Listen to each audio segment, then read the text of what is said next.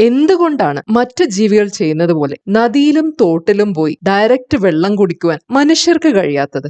കാരണം മനുഷ്യരുടെ പൂർവികർ വെള്ളം കുടിക്കാത്ത ജീവിയായതുകൊണ്ട്. നമ്മുടെ പൂർവികർക്ക് ജലം ലഭിച്ചിരുന്നത് പഴങ്ങളുടെ ചാറിലൂടെയായിരുന്നു.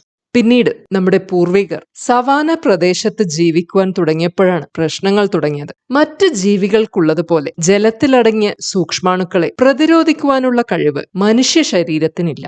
അന്ന് ഗുഹകളിൽ നിന്നും ലഭിച്ച ഭൂഗർഭജലത്തെ ആശ്രയിച്ചായിരിക്കണം നമ്മുടെ പൂർവികർ ജീവിച്ചിരുന്നത്. പിന്നെ നഗരവൽക്കരണം നടന്നപ്പോൾ മനുഷ്യരുടെ എണ്ണം വർദ്ധിക്കുകയും വെള്ളത്തിന്റെ ആവശ്യങ്ങളും വർദ്ധിച്ചതോടെ മറ്റു വഴികൾ തേടിയത്. അങ്ങനെ അപകടം നിറഞ്ഞ നാച്ചുറൽ വെള്ളത്തെ അവൻ മെരുക്കുവാൻ തുടങ്ങി. വെള്ളത്തിൽ ക്ലോറിൻ ചേർത്തും തിളപ്പിച്ചും പിന്നീട് UV അല്ലെങ്കിൽ RO ട്രീറ്റൊക്കെ ചെയ്ത് ശുദ്ധീകരിച്ചാൽ മാത്രമേ നമുക്ക് വെള്ളത്തെ ഉപയോഗിക്കുവാൻ കഴിയുകയുള്ളൂ. കാരണം നമ്മുടെ പരിണാമ വഴി മറ്റ് ജീവികളിൽ നിന്നും തികച്ചും വ്യത്യസ്തമായിരുന്നു.